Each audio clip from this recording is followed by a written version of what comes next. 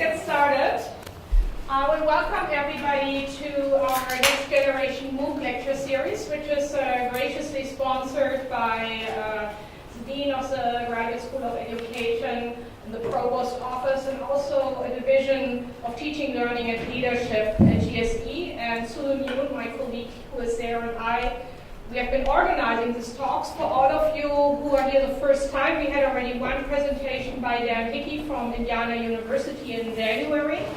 I'm going to talk in a moment about our presentation. We have two more coming up in later March and April by Candace Till from Stanford and by Eric Klopfer from MIT. More information will come about this. So I have the honor and pleasure to introduce Mark Gudzial, a long friend. I mean, we know each other, I think, for close to a quarter of a century. And so I thought, I can take the liberty to tell you 10 things to know about Mark Gudzial. Don't worry, it's nothing.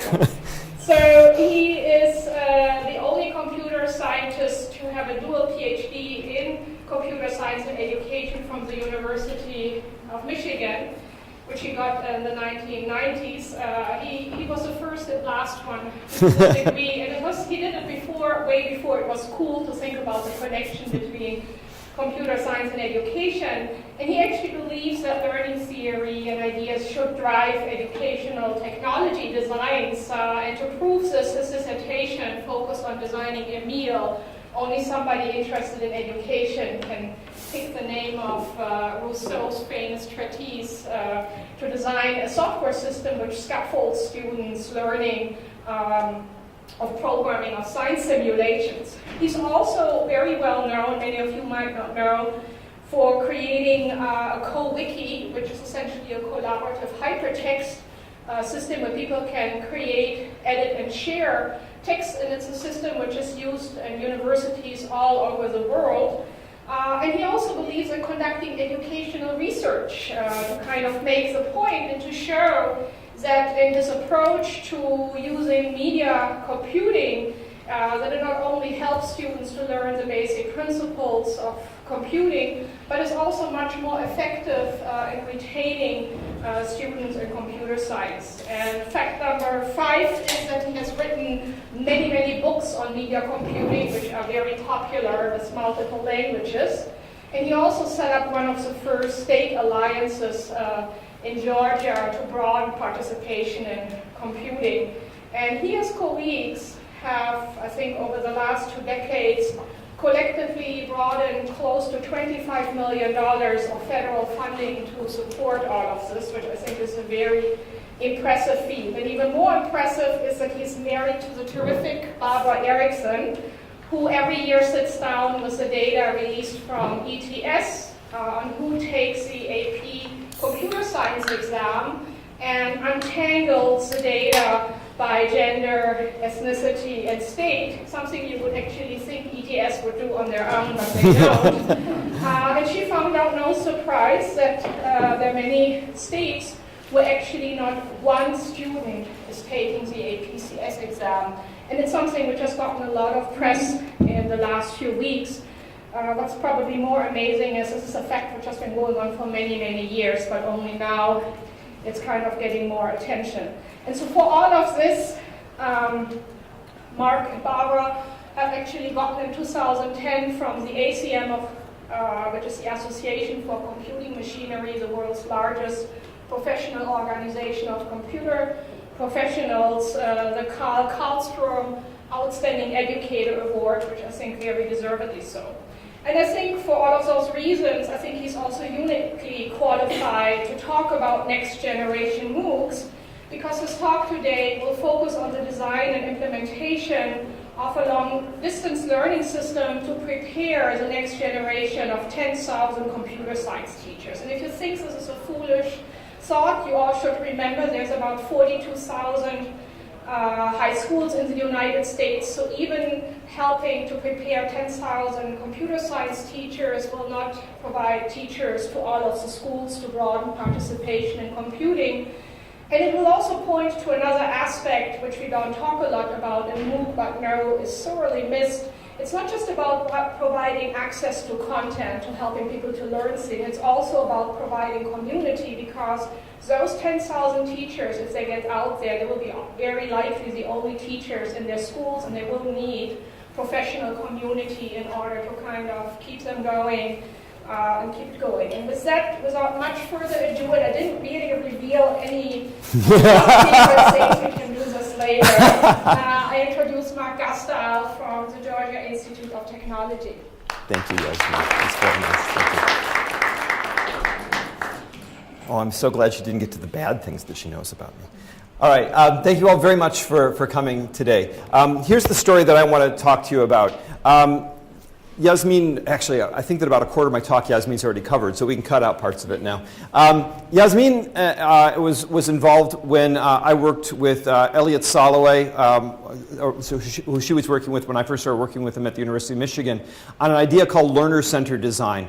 And that's going to be a theme throughout my talk today, is how do we design for particular learners? I'm going to be talking sort of as an alternative to MOOCs, where MOOCs, the first word is massive. How do we do one thing for whole bunches of people? I'm taking an alternative approach. How do we look at high school teachers who want to learn computer science? What are their particular characteristics, and how do we design for them?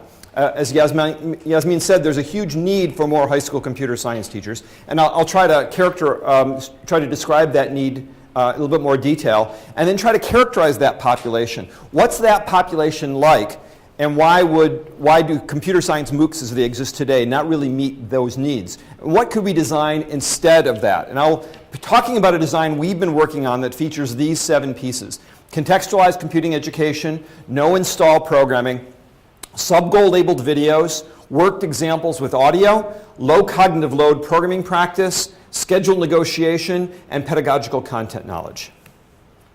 So the idea of learner-centered design, when Elliot Soloway and Ken Hay and I were talking about it, this was back in 1994, the idea was to contrast with the prevalent model of how we design user interfaces, user-centered system design. But user-centered system design really becomes expert-centered system design. We're really designing for experts. We're designing, it goes to show, the very first thing you do when you're doing user-centered system design is understand the user's tasks. Well, it's an expert who knows their tasks. The novices don't necessarily know what tasks they're going to be engaging in. They're exploring and coming to understand the tasks as they go along. So what does it mean to design for the learners versus the experts?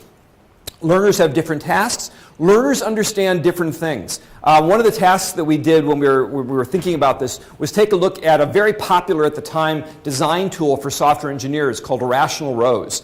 And when you first start up Rational Rows, we just sat down and counted one day. There's over 100 menu items currently available to you. 100 possible things you could do before you say start, before you create your new project. What do all those mean? What do novices think all of those things mean? It's a huge number of options available. Novices don't think about them the same way that the experts do. One of the critical factors of learners is that learners change. I mean, that's the whole idea, right? That they're not the same on day 1 as they are on day 90. Experts, for the most part, are homogeneous. Somebody who is an expert in a particular field that we're doing user-centered system design for, they may have a degree in that area, they have experience, they've chosen that field, which may not all be the case for learners. And then finally, and the critical part that everybody in education is aware of, is the notion of scaffolding. We have to help the learners get started. We have to provide some support so that they can do things that they couldn't do without the support. For all of these reasons, learner-centered system design or learner-centered design is different than user-centered system design. It's different than designing for experts. So I'm going to return to this theme at the very end, but that's what we're trying to do here. We're trying to take high school teachers and think about what do they need in order to be able to learn computer science. So some of these are numbers that Yasmin already referenced, but the numbers on this slide are the numbers that really drive my research. Yasmin mentioned, was it 43,000? I've seen other estimates, and I've seen so many estimates. It's surprising that we don't really know how many high schools there are in the United States. But I understand it depends on how you want to count. Do you want to count schools that are K through 12, all in one school? Do you want to count, when you break down 8th to 12 or 8 to 9, when you break down middle school? Okay, there's lots of ways of counting it, but roughly 25 to 30,000 high schools in the United States. There are 2,000 AP computer science teachers today in the United States. Okay, 2,000, which means that you'd have to find 7 high schools before you even reach 50% odds of finding a high school that has computer science in it. It's pretty rare out there. This is the number of AP computer science teachers that the NSF figures we need to keep APCS principles alive. So what does that mean? So there's a new computer science test, a new advanced placement computer science test that's being created right now called CS Principles. For that to be successful, I mean, it's a pure economic argument. You have to have so many test takers for it to be worthwhile for College Board and ETS to offer it. Given the normal yield, the number of test takers that we get from a teacher, we need about 10,000 teachers for it to not go belly up within 3 years. Okay, that's a really tall order. But let me go beyond the high school teachers. There are about, according to an estimate from Carnegie Mellon University Software Engineering Institute, there are about 3 million professional software developers as of 2012 in the United States. There are about 27 million people who program as part of their work in the United States, but are not professional software developers. Okay, so these are people who are doing things like building SQL queries, where there's going to be conditionals and there's variables involved. They're building macros for Excel spreadsheets. They are really doing programming. What's really interesting is that according to the estimates coming out of SEI, the majority of these people don't know that what they're doing is called programming. All right? But they are. And there's so much that they don't know about computing. These are the people that really drive my research. What do we provide them? In a lot of the work that my students and I have done, we look at how adults suddenly discover late in life, boy, I need to know something about computer science. How do they go about doing that? It's a really painful process. It's really difficult for them. Brian Dorn, one of my students, watched a graphic designer once look for information on helping him program Photoshop, which is programmed in a form of JavaScript.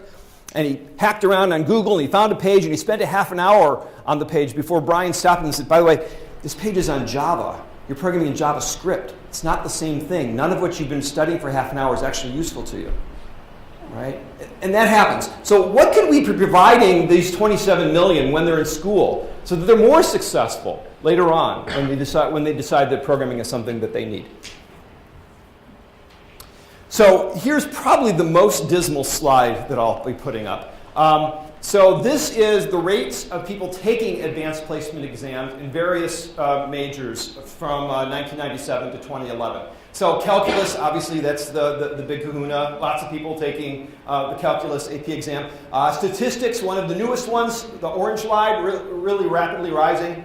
Here's computer science. We're the really dismal yellow line at the bottom. Now, let me try to explain. Sometimes this works in talks and sometimes it doesn't, but we're going to try it here. Could I get a show of hands? How many people in this room took AP calculus? Okay? Now, leave your hands up if you then became a math major. That's why that line is scary, right? Because AP Calculus is the way that kids in high school get access to higher levels of mathematics while still in high school, all right? This means that there's no access to higher levels of computer science. Kids aren't getting any chance to see it at all, whether or not they're going to go into computer science. Totally pull the jobs issue off the table. People are not even getting the chance to see what is real computer science. Yes? What's the reason for the rate increase in calculus?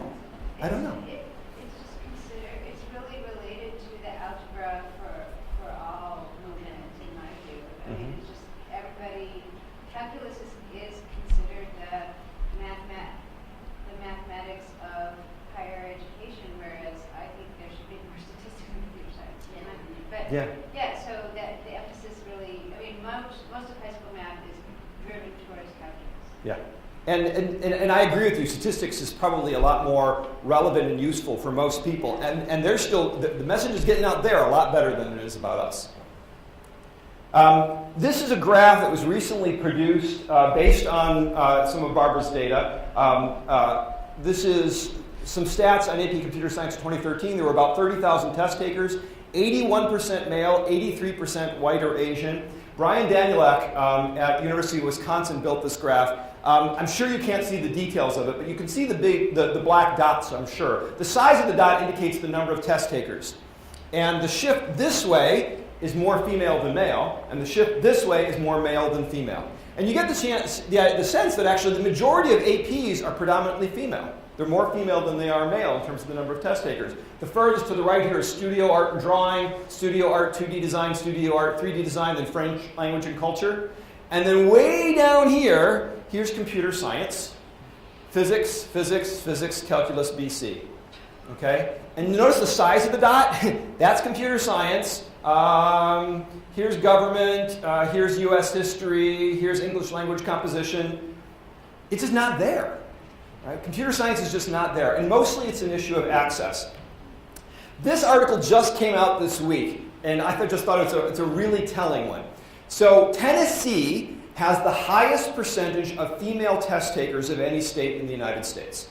Okay? They had 73 women take the test in 2013. And that state statistic is due to this woman right here, Jill Pala, who teaches at an all-girls school and sent 30 women to take the AP Computer Science exam in 2013. So on the one hand, yay for having excellent teachers. On the other hand, one teacher makes this difference in where a state ranks with things like that. Okay, that's how few people are taking computer science. All right, so let's characterize a little bit the typical US high school teacher. The typical US high school CS teacher has a business degree, little mathematics or science. For those of you who know computer science, that may be surprising. Business, why business? Because in almost all of the states, and this was recently documented in a Computer Science Teachers Association report, in almost all states, computer science is classified as a business subject, career and technical education. Because it's in career and technical education, and because of No Child Left Behind, you have to be highly qualified in your area to be able to teach that subject. Computer science teachers are therefore highly qualified in business subjects in career and technical education. All right, so that's what we're starting with. We're starting with people who have not taken a lot of math or science. They're mostly female. They're more often members of underrepresented groups than are IT professionals. IT professionals overall is a very male and white and Asian group. Okay? We're going to return to these themes when we start talking about the MOOCs. CS professional development, for the most part, for high school teachers is going to be in service, not pre-service. For the computer science folks, non-education folks in the room, this is about whether or not you're already teaching and then you do the professional development versus before, typically undergraduate is pre-service.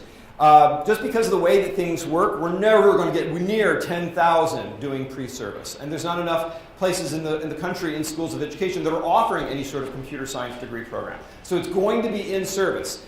High school teachers, I'm sure everybody is aware of, are a really overworked profession. 50 to 6 hours a week. You're working on weekends to be able to, and evenings to be able to do your grading because you only have so much time during the day. How are we going to fit in learning computer science for these teachers? That's the big question that I want to be thinking about in this talk. For the most part, there is no teaching or credential in teaching computer science in the 50 states. There's a handful, but not very many. Computer Science Teachers Association recently did a report on credentialing as well. One of the things that this implies, and this is the issue that Yasmin was mentioning ago, we need a professional community of practice. Li Xingni was a student of mine who did a dissertation on how do computer science teachers develop a sense of identity. Most teachers develop their sense of identity based on their credential. I have a history credential, I'm a history teacher. I have a reading credential, I'm a reading teacher, math, science, whatever. But there is no computer science credential. How does a computer science teacher come to see themselves as, I'm a computer science teacher? It's from the community of practice. She followed a dozen teachers for a year and a half and found that the ones who developed an identity, yes, I'm a computer science teacher, are teachers who were part of a community of practice and, importantly, could point to expert teachers. I want to be like Ria Galanos. Boy, is she a great teacher. I want to be like that one day. That's where they got their sense of identity. So it's really critical that we offer them that opportunity. Now, what is it that the teachers feel they need? What is it that teachers feel that they need to be a better computer science teacher? They need mostly professional development and programming. I'm going to give you a couple of quotes from Li Jing's thesis, Exploring CS Identity. And I know that's an awful lot of words. Let me just read you the underlying ones. I struggle with how to be creative with the programming. I have a problem with trying to make the programs have meaning to them. So I would like some training.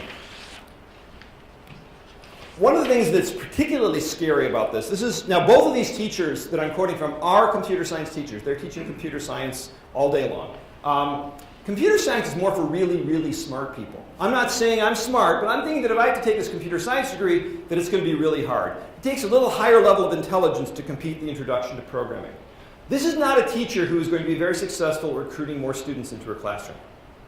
The teachers have lack a lot of confidence about what they're doing as well. And in general, there's a strong correlation we've seen in our studies in Georgia Computes between the teachers who do have a sense of confidence about the programming and the kind of pedagogy they put in the classroom. If the teachers aren't very confident, it's going to be worksheets. It's going to be drill and practice. It's going to be do what I do. No, you're typing the wrong key. I didn't type that key yet. Because that's what they're going to be most comfortable with. The teachers who do have more confidence in the programming, those are the teachers who are willing to do more innovative pedagogy. The learning is better when the teachers are more confident. Okay? Which is a different matter than saying the teachers have got to be software engineers for it to work. That's not what I'm saying. I'm saying the teachers have to feel confidence about the programming. That's what we see in our interviews with the teachers. So, how are we going to make online CS education work for in-service high school teachers? Clara Benda did an interesting study. It appeared in the ACM TOES Transactions on Computing Education year before last now, where she looked at adult professionals taking online computer science classes.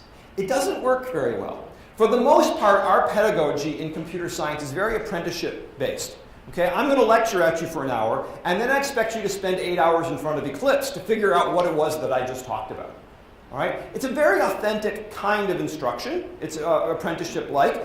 It's not a bad thing. It's not a great thing for the teachers.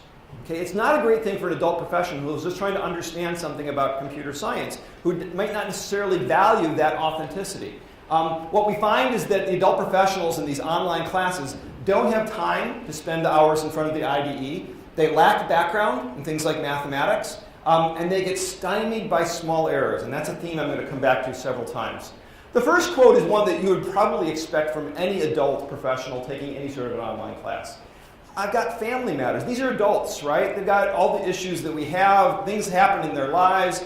They just can't keep up with the class in the same way.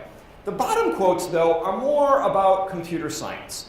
That we teach computer science expecting a great deal of mathematic knowledge. Our problems that we tend to give students tend to have an awful lot of mathematics in them. And then the languages we choose are really fragile. Okay? Like the quote here says, there were times that it would take me hours to find one comma out of place, or find that one something that was wrong. So I didn't mind sticking with it, but just got to the point where I just didn't get it. So why not MOOCs for this audience? MOOCs in general have low completion rates. Now, I do understand the argument that says, but the person who got through this far in the MOOC, they still learned something. I totally get that.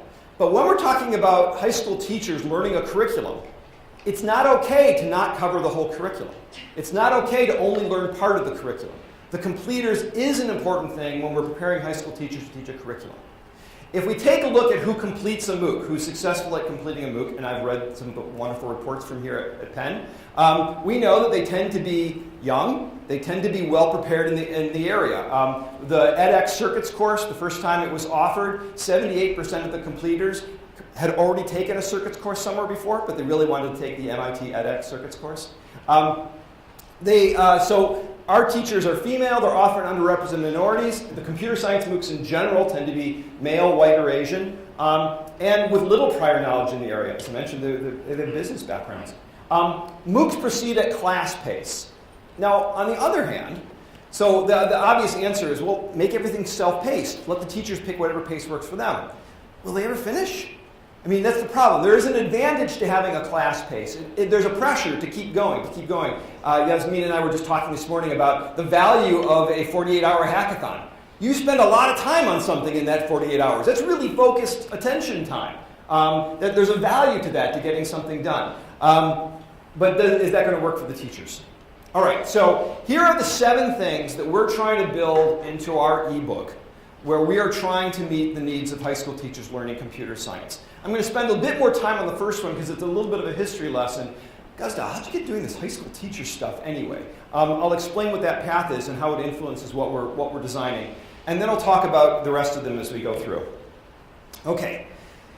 In fall of 1999, there's seats up here, and over here. Please come on in. Fall 1999, Georgia Tech decided that every student who walked in the door at Georgia Tech had to take a course in computer science. And it had to involve programming. Okay? And for the first 4 years, there was only one course that met that requirement. For the first few years, we used a pseudocode approach that Russ Shackelford developed, and later on, we used STEAM and the book How to Design Programs from MIT Press. This is the pass-fail data for the last 3 semesters that we offered only one course. Okay? And this is everybody in the class, females, males, everybody, females, males, everybody, females, males. Blue is you graduated from the class with an A, B, or C. Red is you withdrew from the class or got a D or an F. So some you get from this right away. The women in some semesters are failing at about twice the rate as the men are. Okay, the DWF rate, withdraw or fail from the course. Overall, this course isn't that bad. It's about a 78% success rate, which as intro computer science courses go, that's in the right ballpark. That's what you expect. But this is everybody. This is all the engineers, too, and all the computer science majors and all the science majors. When we break it down to only look at liberal arts, architecture, and business majors, the picture gets a lot scarier. Okay, business majors are passing the class here at 48.5%. They would joke about three-peating. By the third time, almost everybody passes. All right? This is a really scary set of statistics. So at the time that we were trying to deal with this, there were a bunch of studies coming out about women in computing. One of them, Yasmin was involved in the Tech Savvy report. The best of these, in terms of the depth and quality of the research, is probably Jane Margolis and Alan Fisher's Unlocking the Clubhouse Women in Computing at Carnegie Mellon. There's a common theme between all of them. They say that the students see the computing as being tedious, boring, and irrelevant. Okay? Tedious, I might be willing to give you. We talked about the commas or semicolons out of place. Irrelevant seems really strange, right? Until you think about it from the student's perspective. The student comes into your intro computer science course because they think things like Wii's are really cool. iPads are really cool. The fact that you can go to a hole in the wall and get money out of it. Wow, this is just really amazing stuff. Technology is just unbelievable. And you come into the intro computer science class and I say, by the way, would you like to compute the next Fibonacci number? How about solving the Tower of Hanoi? Right? So what's the connection between what I see as being important about computer science and what you're showing me in this intro computer science course? So since spring 2003, we now offer 3 different intro computer science courses. This is a strategy directly recommended by Margolis and Fisher, where they talk about having alternative paths into computer science. And each of the course introduces computing in a context that's relevant to those majors. For computer science and College of Science majors at Georgia Tech, they take an intro course in Python where they program a robot. Okay? Computer scientists recognize that robots are part of computer science. That's relevant. All of the engineers take a course in programming in MATLAB, where the problems they use in the course actually came from faculty around campus who use MATLAB in their work. Okay, so these are really authentic. I get the liberal arts, architecture, and business majors. All right, so I need to argue for them that computing is somehow relevant for them. What we're aiming to do is to make computing relevant by teaching it in the terms that the students find relevant from their perspective. So I teach a course in media computation, where students manipulate pixels of a picture in order to create effects like you might do in Photoshop, samples of a sound to do things like you might do in Audacity, frames of a video in order to be able to do digital video special effects. We talk about algorithms. So for example, the algorithm by which you have one picture fade into another one is exactly the same algorithm by which you have one sound fade out. Well, another sound fades in. We talk about iteration in every intro CS course. You do something where you iterate across all of the elements of an array or a list or whatever. We iterate over all the pixels and compute the grayscale or the negative of an image. Okay? So we talk about algorithms. We're talking about all the same intro computer science stuff, but we're talking about it in terms of digital media. Because for these students, computing is less about calculation than it is about communication. They're going to be living with digital media. Let me tell you how it works. So these were the first 3 semesters after we started doing media computation. There's a lot less red than there was before. And in general, yes, it is the fact that women are doing better than men in most semesters, though it's not statistically significant. But this is really apples and oranges to only look at the colors, because the first one was everybody on campus. This is just liberal arts, architecture, and business majors. When we look at just those majors, we see that we have had a real increase in terms of success rates. Now, right about this time, somebody usually says, what about history? Yeah. Okay, you know, people don't go to Georgia Tech to study history very often. Right? This is about 12 people, so there's a great deal of interpersonal variance here. Now, this is data from 2003 to 2005. This last year, I just did a 10-year retrospective paper on media computation, and I went back to say, so what do our data look like in the last 6 years? The stats are still pretty darn good.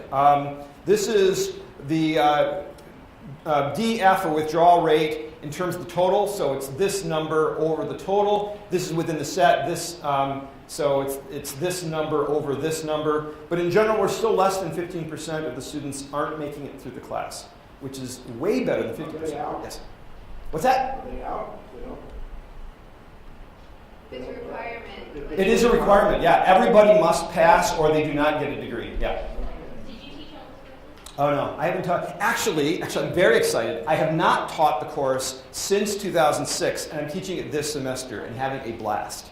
It's really a lot of fun to teach this class. But I don't want to make this a Georgia Tech story. So at the University of California, San Diego, they started measuring what was going on with their freshmen in 2001 and noticed that they were retaining very few of them into their sophomore year. So they started in 2008 with a three-strategy approach. They used media computation with paired programming, students working together on their assignments, and peer instruction, clickers in the classroom. And what they have found is that, what's really amazing about this is that UCSD is on the quarter system.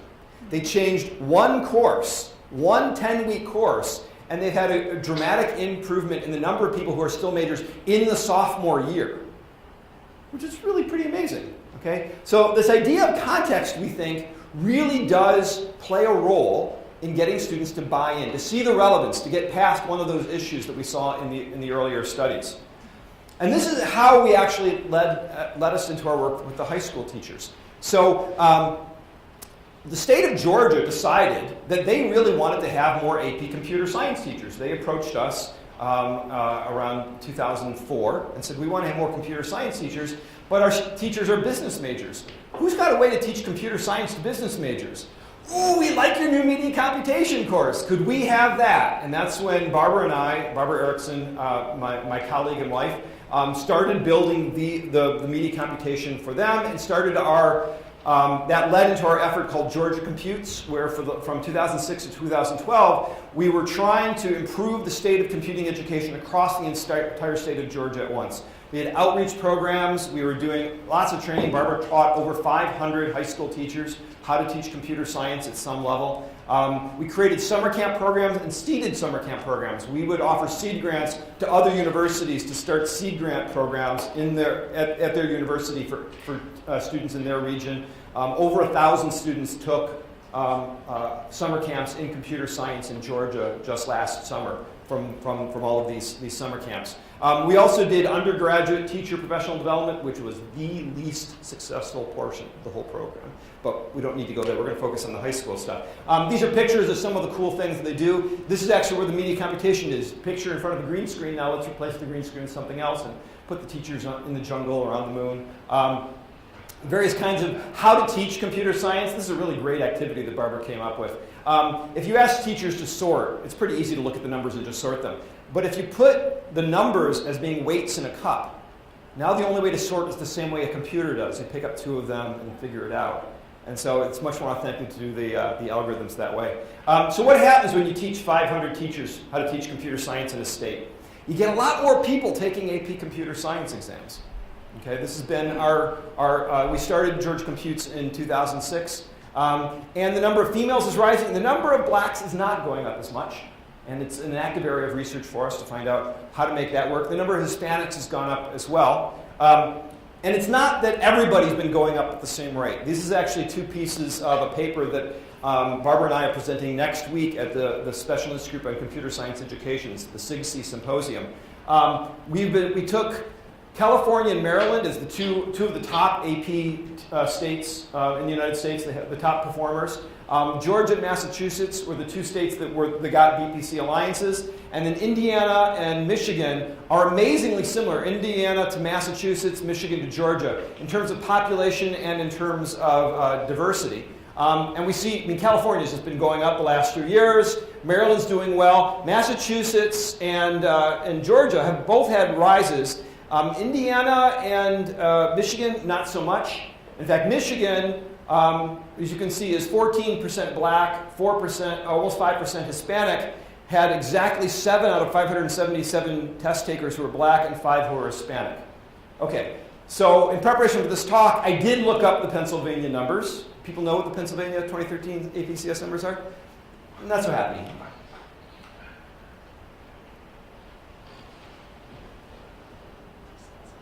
So you're slightly above Indiana and Michigan, but below Massachusetts, even though you have twice as much population in terms of number of test takers. The demographic information is really horrible. Only 12% female. The state is 11.4% black. You had only 2% black test takers. The state is 6% Hispanic. You had only 1.9% Hispanic test takers. So there's not a lot of computer science in high schools here in Pennsylvania. So the question is, can we reach more teachers online? All right, we're only going to get so many teachers physically into classrooms. There's no way we're going to get enough to get to 10,000 teachers in the next 2 to 3 years. Online is our only hope. So we've decided to go after ebooks as our medium rather than a lecture starting from a lecture basis, the way that many MOOCs do. Why ebooks? Because we're trying to deal with this in-service problem. We want to do something that teachers can spend a little bit of time on now, a little bit of time on later. People know how to read a book at a pace. I'll read a couple pages today, I'll read 3 pages tomorrow. Right? People know how to do that. That's where we started from. Brad Miller at Luther College has this publishing house he's developed. This is an online website, but he's been developing this really wonderful suite of tools called Runestone Interactive. And we've teamed up with him and are creating additional things that fit into his tools. He wants to one day be the LaTeX of interactive books. And for the 5 people in the room who know what LaTeX is, you get what the idea is. But he's trying to produce the tools that make it possible to build these kind of interactive books. So that was number 1, contextualized computing education. Number 2, it's on the web, nothing to install. So you actually program inside the book. Okay, it's on a web page. You just go up there and you can edit any of this and it runs again. We get a visualization so you can run the code and see what's going on in terms of the data inside of it. It's completely open. You can program anything you want with Python inside of this. But we typically give you code that you're then modifying. Right? So it's a modification. Now, why does it have to be inside the web browser? So my colleague Ellen Zagura does a lot of work in Liberia. And she was talking about she'd like to do more computer science education in Liberia. And so we were talking about what's available there. And it turns out her schools can get to websites that my schools in Atlanta can't. All right? The IT infrastructure in high schools is amazingly locked down. The firewalls are really harsh. Steve Cooper has had this effort to get Alice into high schools for several years. And he talks about some of the problems that he's had, where he goes into schools and he can't download it from the web because the sites he wants to get to are outside the firewall that's set up around the county.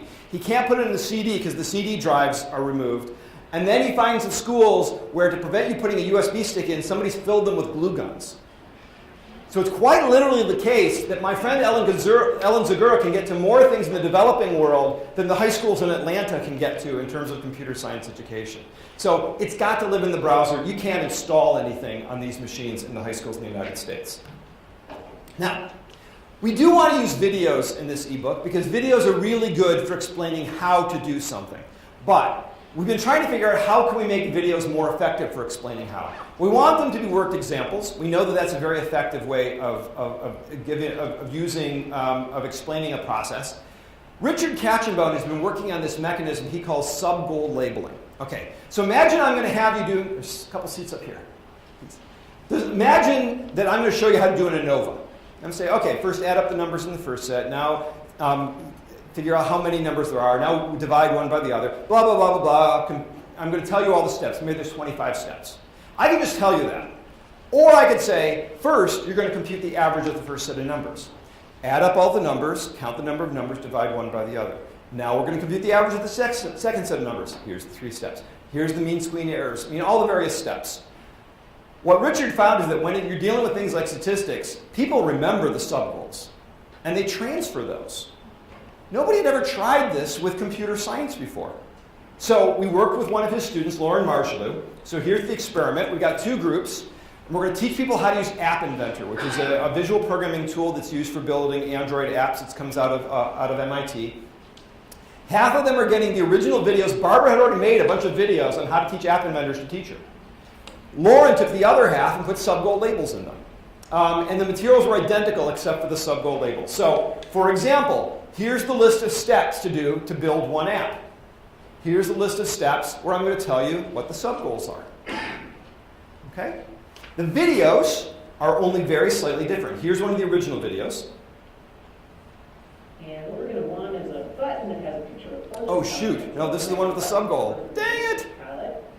And under the properties, we'll change the text I of the button. linked in the wrong video. And set an image for it. So All right, let's see if maybe the next one is the original.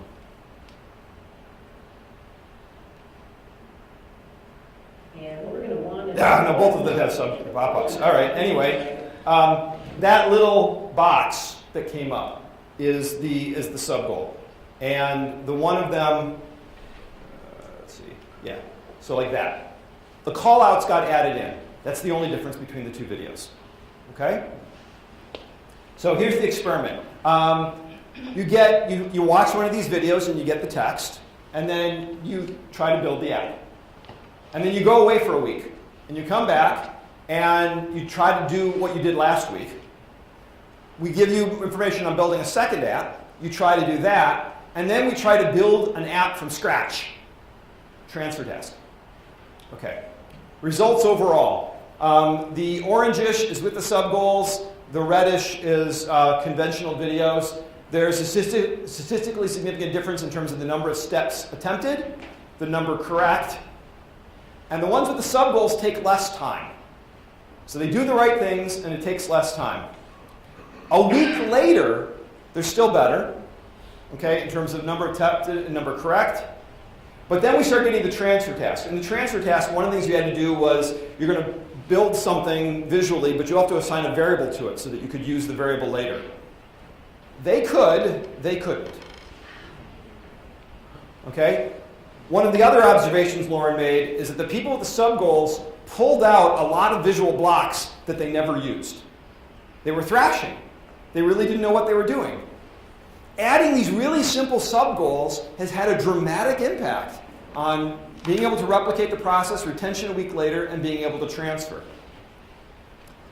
So Lauren there was just a COG sci paper that just came out this last summer. The original work was presented at the International Computing Education Research Conference in 2012. Last summer, Lauren presented this study. We just replicated the study with high school teachers. What's really interesting is we only got 18 subjects to stick with it. I mean, it's kind of a boring task to watch these videos and do the things in App Inventor. But they still got statistically significant differences in the right direction because the effect size was twice as large. And I really don't know why yet. Why would building the sub-goals be twice as effective for the high school teachers as it was for the undergrads in the psych pool? But it was, and that's a really big benefit for us. So one of the things we want to do in all the videos that we put into the ebook, we want the sub-goal labels because it really has an effect.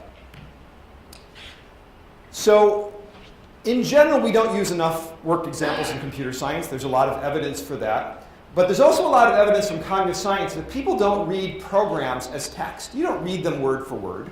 You read them as if they were diagrams. Okay, that's what the folks at Indiana University have been doing some work on this later. Right, you'll see a variable and look for all the places where that a variable appears. So what we want to do is capitalize on modality effects. We know that it is more effective if I'm going to give you a diagram than if I'm going to give you an explanation of that diagram as text. It's more effective for me to give you that diagram and read you the text, the dual modality effect. So we should explain programs in the same way.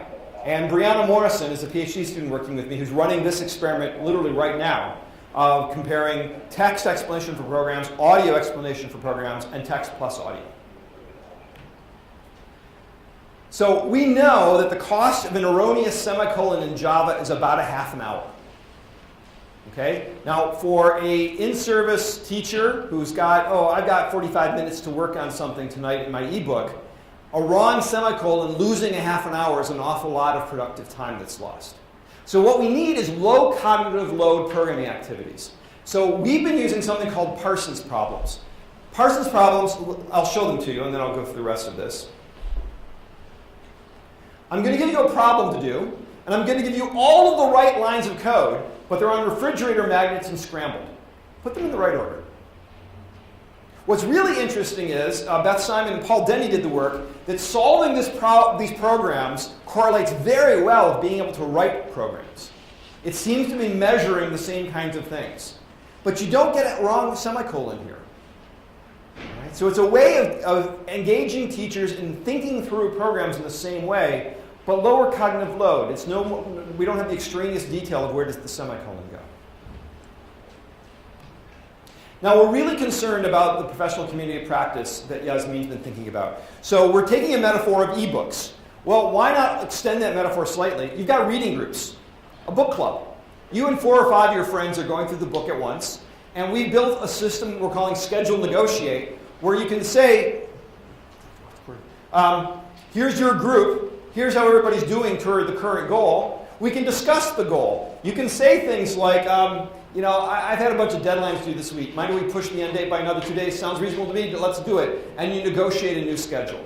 So it's not the same pace as 10,000 people, not your closest friends. Instead, you've got 4 or 5 people. We want to pick the reading groups so that they're homogeneous. They're like one another. They would understand the paces in their lives. I've got the IO test of basic skills on Thursday. Can we push off for a couple of days? Sure, I understand.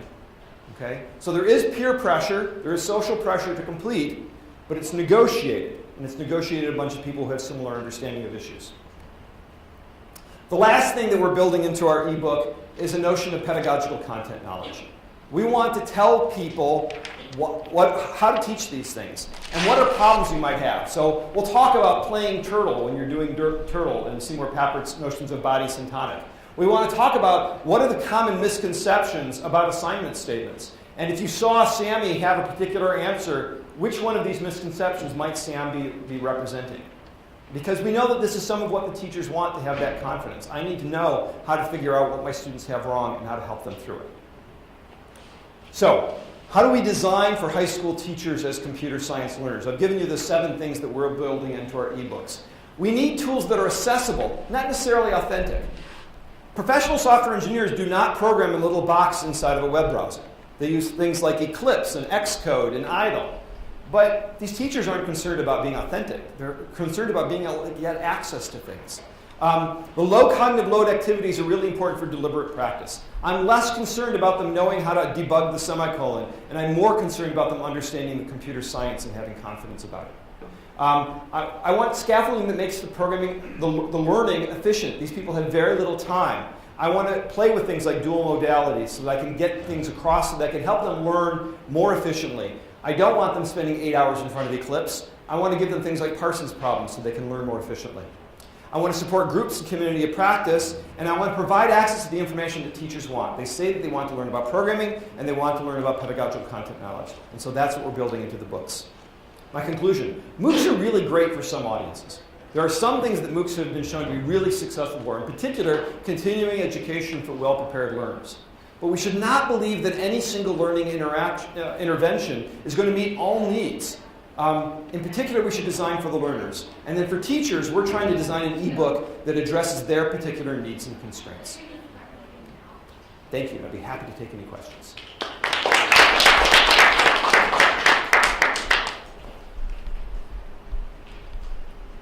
It's too warm and everyone's gone to sleep. Yasmin. So you say, this is not for MOOCs, but could you imagine that some of the features you're developing with the ebooks could be implemented in MOOC platforms? Sure. Parsons problems, for example, could easily put on a MOOC platform. I'd actually bet, this is one of the hypotheses that falls out of the dual modality issue that Brianna Morrison is looking at. Computer science teachers will tell you that the students who come to lecture actually do better in the class than those who don't come to lecture. Maybe it's because they're hearing programs explained to them rather than reading it from the book. Okay? You could easily do that in, I don't know about easy. You probably could do that easily in a MOOC platform. I'm thinking something about looking at code in a video. It's hard to be able to, it's hard to get the grain size, the resolution right so that you can really see what's going on. But one could imagine doing that. But some of the things that we're doing don't lend themselves to a MOOC platform. In particular, we like the idea of a book because people know how to pace themselves with a book. You probably could do something like our reading/study groups, in the MOOCs as well, and try group-based pacing in a MOOC. Yes? I have two questions, and I want to get your opinion on them. So I agree with you that context is super important for teachers, and we know that in terms of what the teachers we've been working with. So the next generation science standards, with its focus on computational literacy, all of a sudden brings context for Sure science does. teachers. Yep.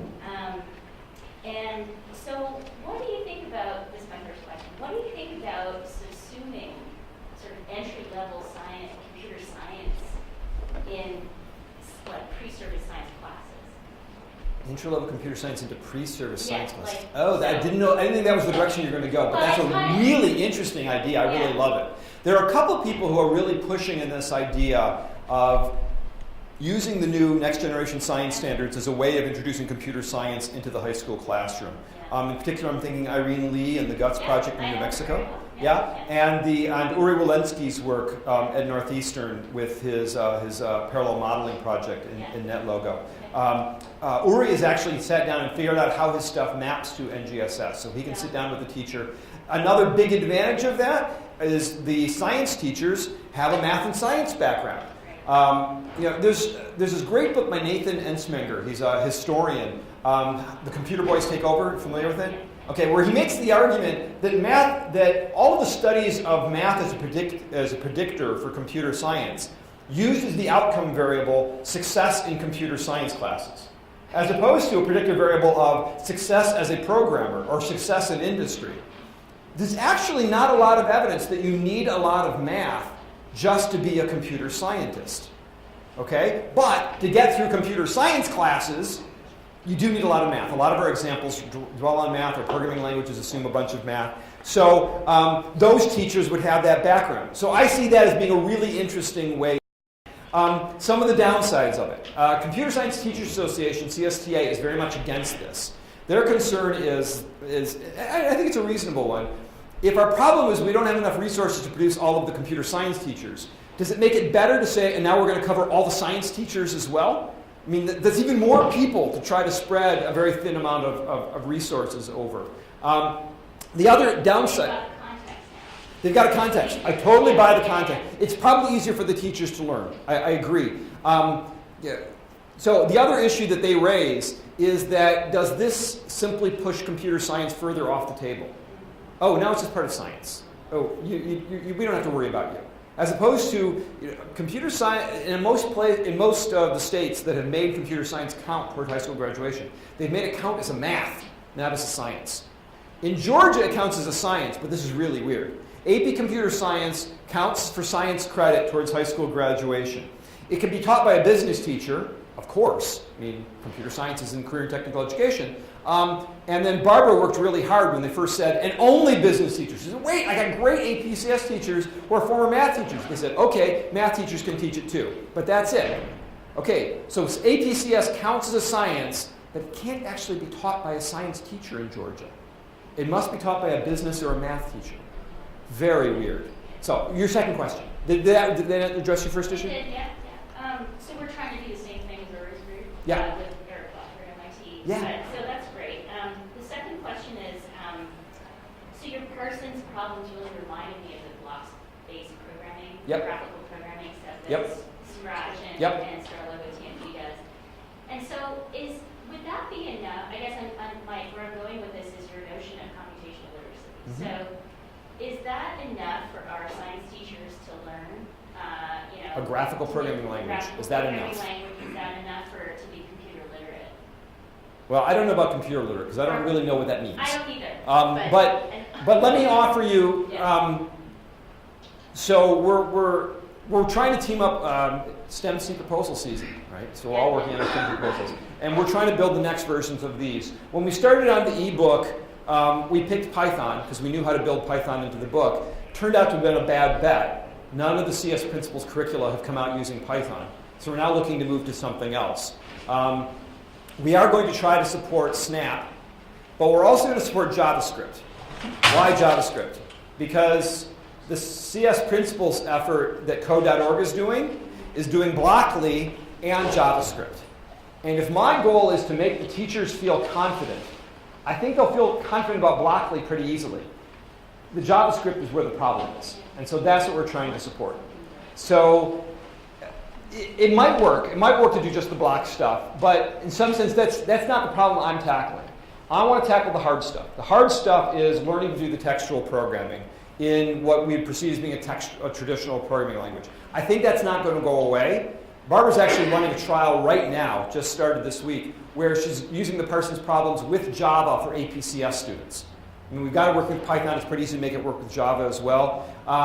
So we see that this is a really interesting kind of practice to push on. So for right now, we're going to stick with textual languages, but in this block-like world.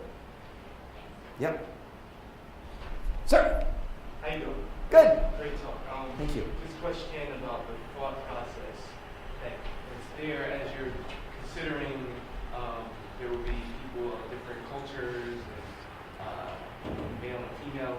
The thought process behind the design of the keyboard. Are you considering all of that as you design the keyboard by thinking you need to design it this certain way because this certain culture will be interacting with it or anything like that? No, I'm not.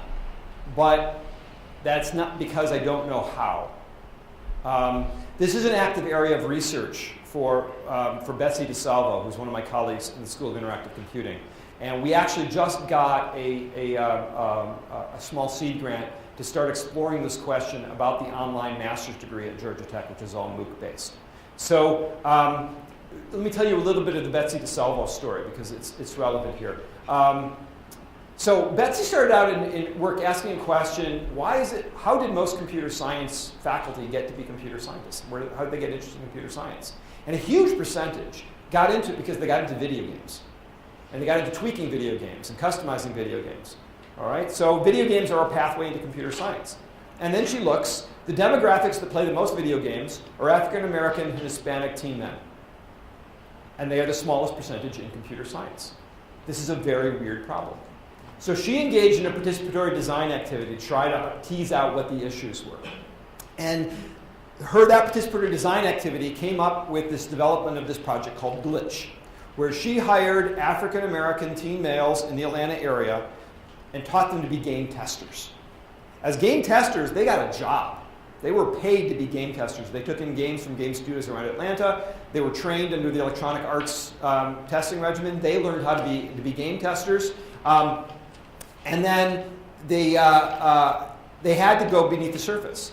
You can't just play the game if you're a game tester, because the game's going to break. And you've got to be able to describe the break to somebody else and explain what went on. Glitch was amazingly successful. All of her subjects, her participants graduated from high school, and 80% of them went on to post-secondary computer science, which is huge numbers. I mean, in terms of, since they're low numbers to begin with, I mean, she had like 24 subjects, something like that, but 80% of them go on to advanced post-secondary computer science is really pretty significant.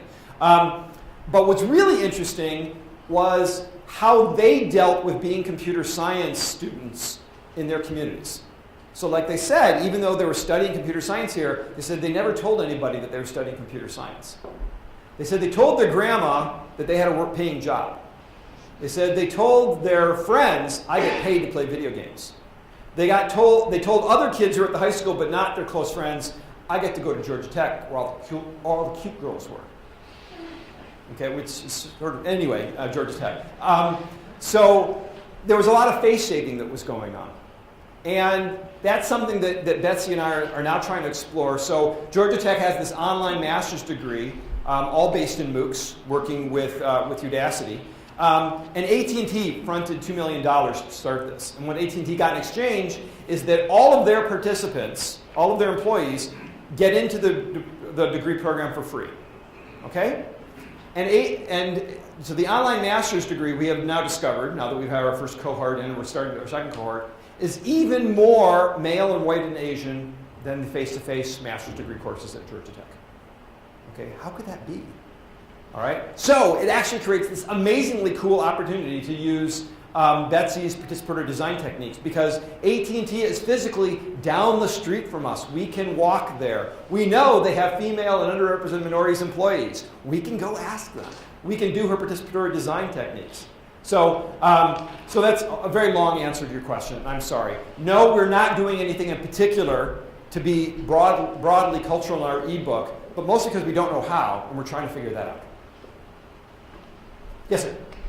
Sort of follow up on that question. So, same time as you're doing this project, Georgia Tech is moving into doing an online MOOC-based master's program in computer science. Yep. What's the intersection between those two? That is to say, what are the implications for what Georgia Tech is doing in terms of an online MOOC-based master's program for what you're discovering in this project? All right, so I was afraid of getting a question like this since it's being recorded. Suffice to say, nothing at all. The online master's project isn't drawing on any of the research going on at Georgia Tech in this area.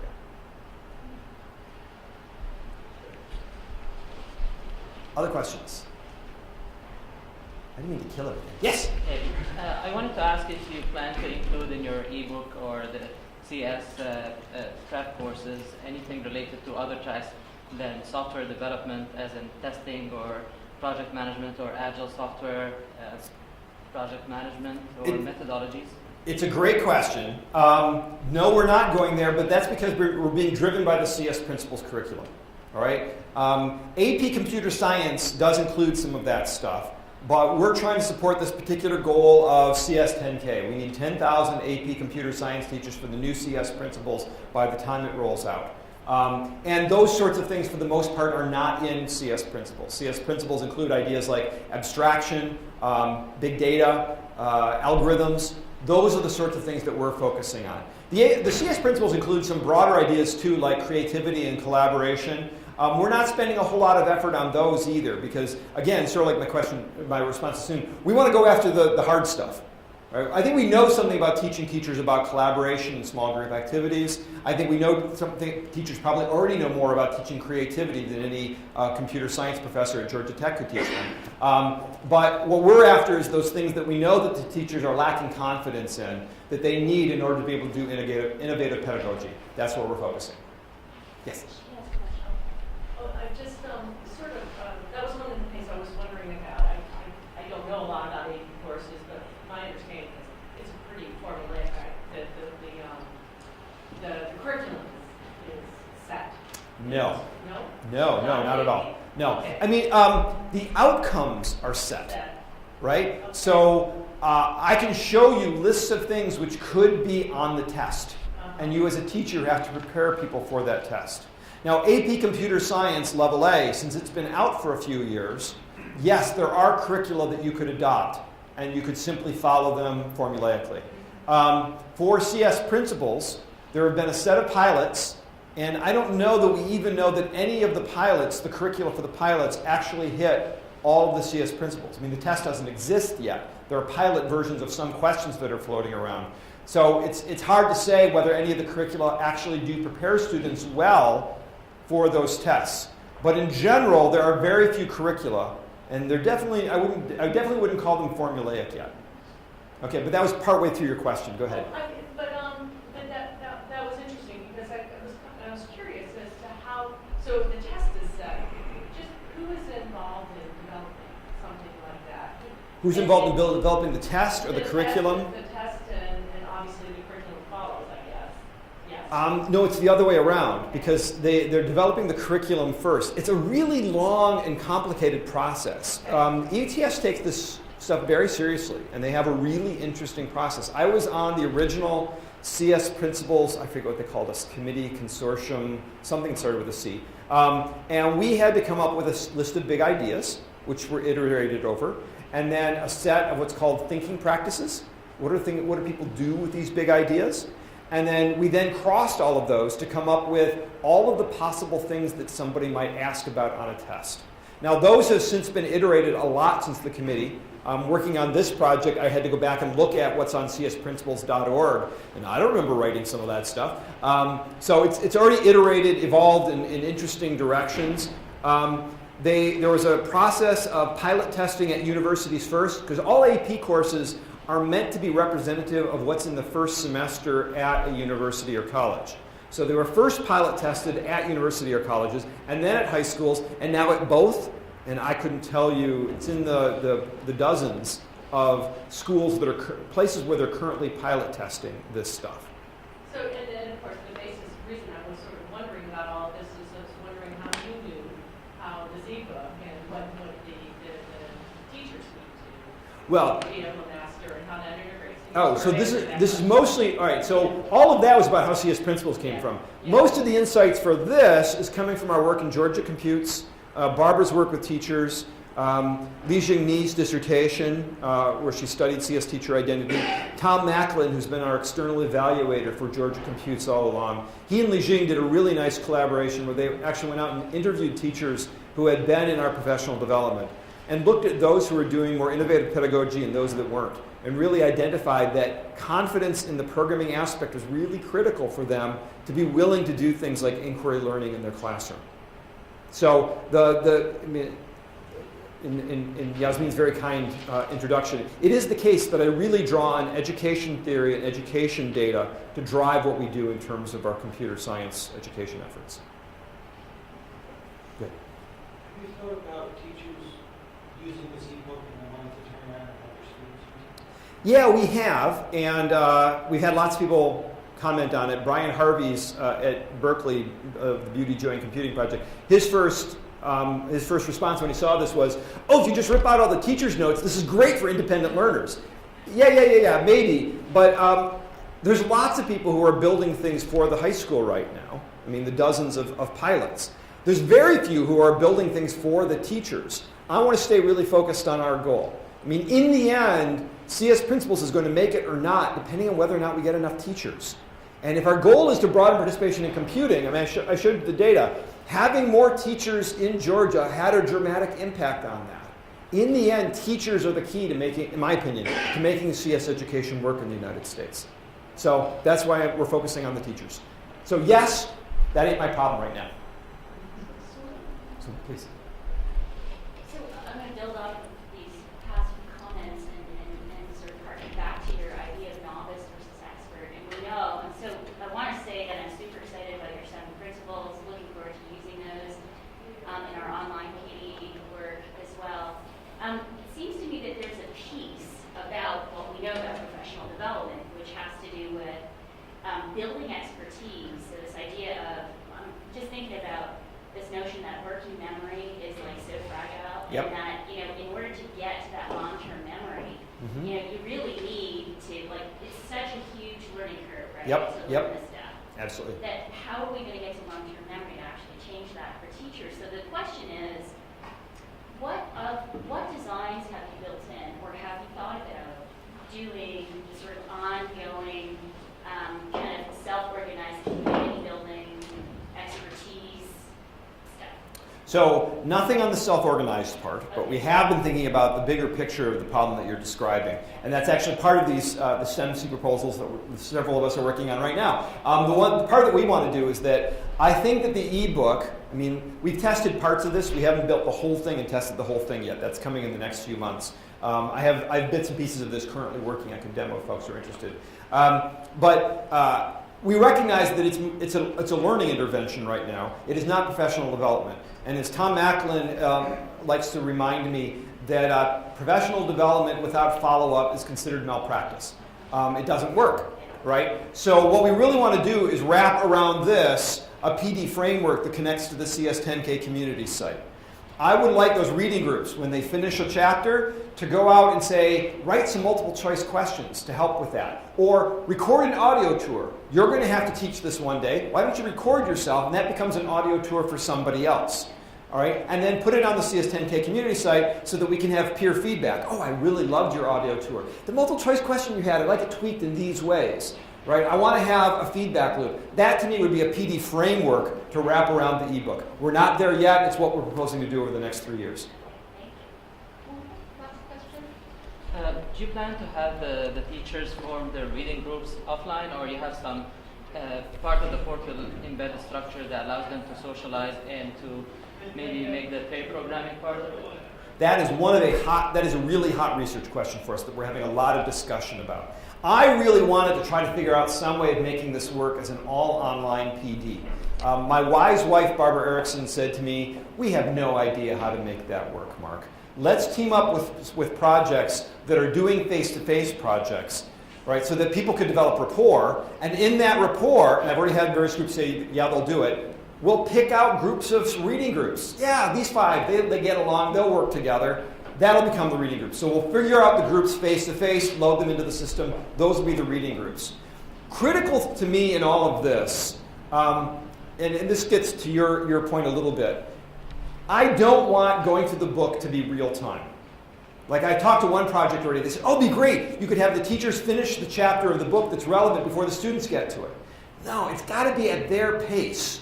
I want the group to say, hey, come on, we really want to get through this book. I want the reading group to have that pressure. But I don't want the added pressure of, we've got to finish this chapter before my students get to it. Because that means you're not really going to learn. You're not really going to spend your time on it to learn it. You're just going to crank through it really fast. And I want this to be something that, half dozen chapters, but over the course of a whole academic year, finish it. All right? So that you really take your time, 2 pages today, maybe you don't get to it tomorrow, 3 pages the next day. It's not massed practice, it's spaced practice. We're more likely to get learning that way. We're more likely to develop a real depth of understanding that could lead to confidence and expertise. Wonderful. I want to thank Mark for giving a wonderful